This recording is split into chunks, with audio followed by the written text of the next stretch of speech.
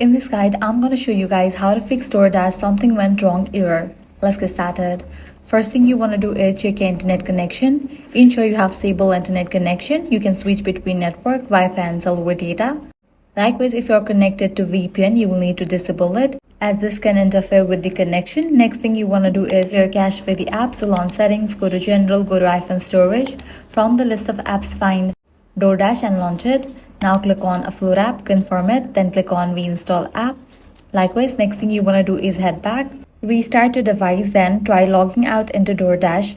If you are using the Dasher app, make sure Dash is active and your account is properly signed in. Then check for app update, head over to App Store, Play Store, search for the app. Once app appears, if you see the option of update, click on it. Finally, if none of these solutions work, contact DoorDash support through the app or help center. That's it. By following these steps, your problem will be resolved. If this guide helped you out, do not forget to like, share and subscribe.